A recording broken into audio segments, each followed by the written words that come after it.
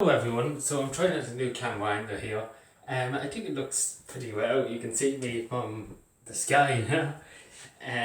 But yeah, I just wanted to try it out. I finally got around myself to put up a new shelf here, so it's better than the dressing table that used to be there. I don't know what there's people before. I tried to get something to hold them. I'm terrified that my tablet could fall off it.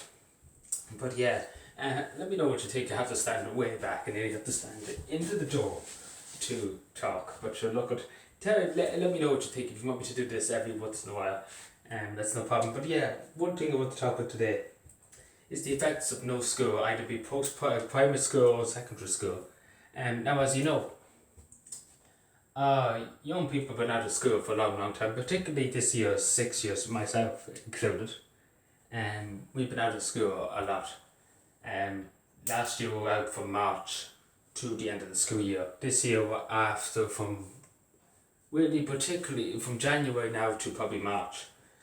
Which is a lot of time, 3 months, 6 months probably in total. You get back to do your 6 or so months. And then with all the upsets of lockdown to get used to the changes, etc., etc. And these had huge effects on our young people.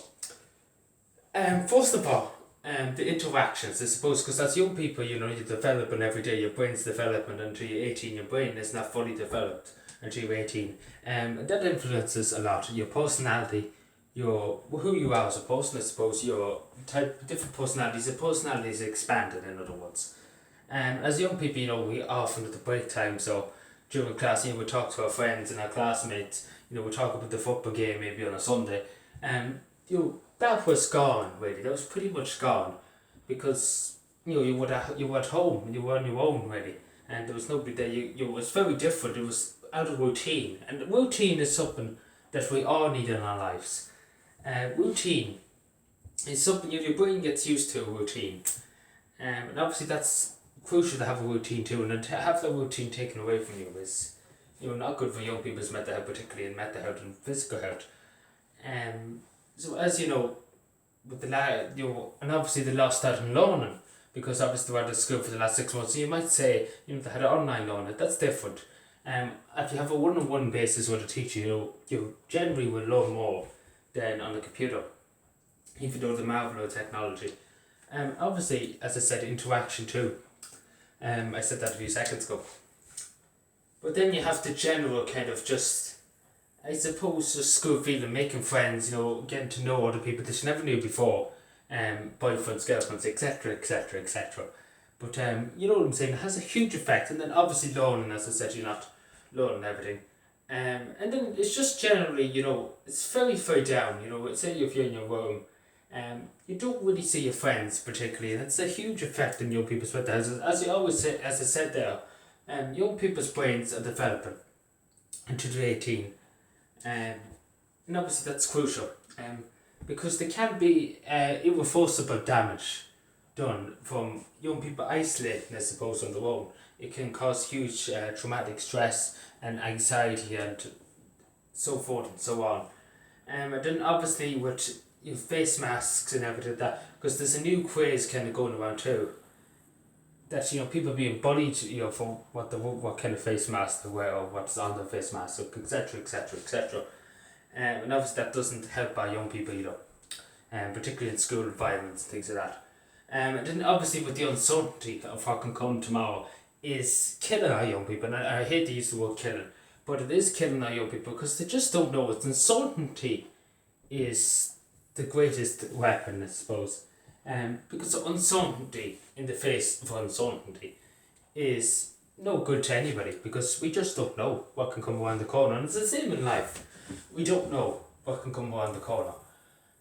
But we keep fighting on, we keep pushing on. But again, young people, particularly nowadays compared to when I was growing up, we had incredible willpower to just keep pushing forward. But nowadays that kind of just get up and get on with the kind of old personality that used to be back in the day. It's not there now, and I'm thankful that it's not there now because people had to put up with hell years ago and they never talked about it. But get up and get on with it is not really anything positive. It doesn't help anything. It just basically says to forget about it and not talk about what's annoying you. And again, it's crucial to talk about these things, and this is the point I'm making. That it's extremely crucial to talk about what you're feeling to either your friends, your family, your neighbour, your teacher, your headmaster, your deputy principal, whatever. You keep talking. As I always say, keep talking, because there's no such thing as over talking.